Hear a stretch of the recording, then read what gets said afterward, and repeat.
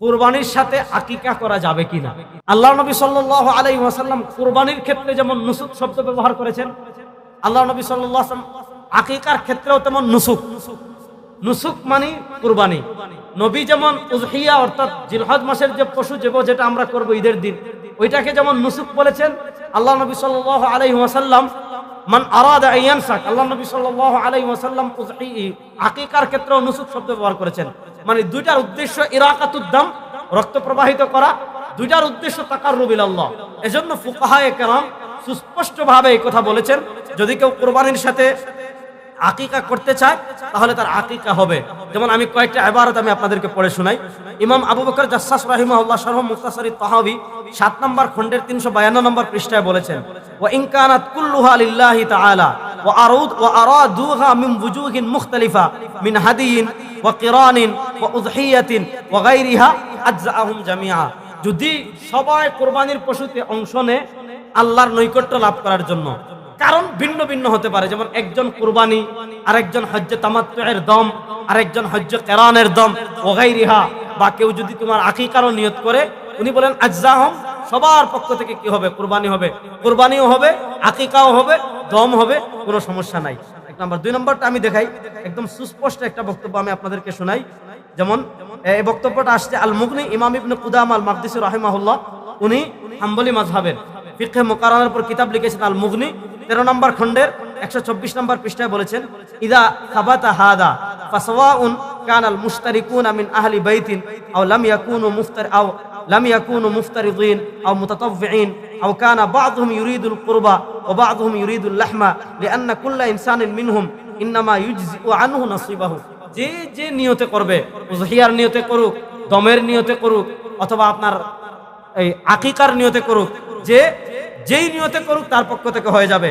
আরেকটা বক্তব্য শোনাই, ফতোয়া আলমগীরি 5 নম্বর খণ্ডের 351 নম্বর পৃষ্ঠায় এসেছে, ওয়াকাদা ইদা আরাদাত বা'দুহুমুল আকিকা আন ওয়ালাদিন, যদি কেউ তার বাচ্চার পক্ষ থেকে আকিকার নিয়তেও কুরবানিতে শরীক হয় তাহলে তার কি হয়ে যাবে? আকিকা হয়ে যাবে। এখানে আমি পৃথিবীর শ্রেষ্ঠ ফকিহদের বক্তব্য শোনালাম। এখন যদি কেউ বলে আকিকা হবে না, এখন সে কোরআন সুন্নাহ বেশি বুঝছে না ইমাম আবু বকর জাসসাস বেশি বুঝেছেন, ইমাম ইবনে কুদামা আল মাকদিসি বেশি বুঝেছেন, তারপরে আল্লামা ইবনে আবিদিন শামী বেশি বুঝেছেন? আপনি মুয়াজানা করেন। একদিকে পৃথিবীর শ্রেষ্ঠ ফকিহরা, 1400 বছরের শ্রেষ্ঠ ফকিহরা ফতোয়া দিয়েছেন হবে।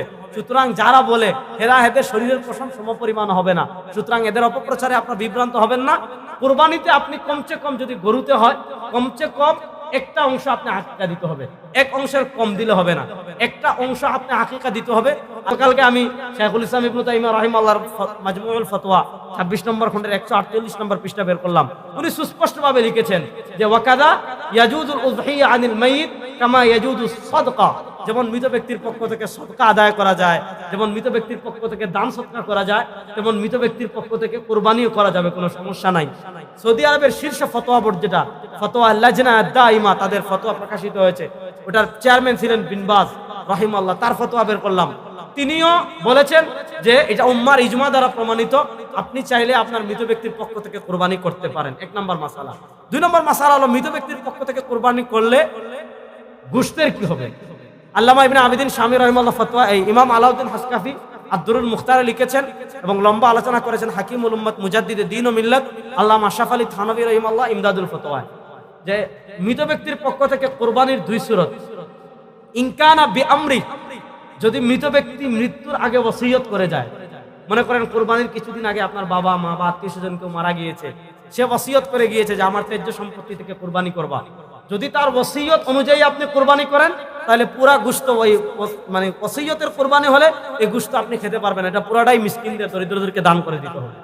আর যদি স্বাভাবিক যে উনি ওসিয়ত কিছুই করে নাই, আমার পিতার বা আত্মীয় স্বজনের ইসালে সওয়াবের জন্য যদি আপনি করেন, তাহলে অন্যান্য গোশতের যে বিধান এই গোশতের একই বিধান। অন্যান্য কোরবানির গোশত যেমন আপনি খাবেন, দরিদ্রদেরকেও দিবেন, আত্মীয় স্বজনকেও দিবেন। তো যদি তার নির্দেশ না হওয়ার, আপনি নিজের পক্ষ থেকে নির্দেশ না, নিজের পক্ষ থেকে যদি করেন তাহলে অন্যান্য গোশতের মতো, অন্যান্য কোরবানির গোশতের মতো আপনিও খাবেন, দরিদ্রদেরকেও দিবেন, আত্মীয় স্বজনকেও দিবেন। মানে 3 ভাগ করে, অন্যান্য গোশতের যেমন 3 ভাগ, ওইটাও তেমন 3 ভাগ হবে।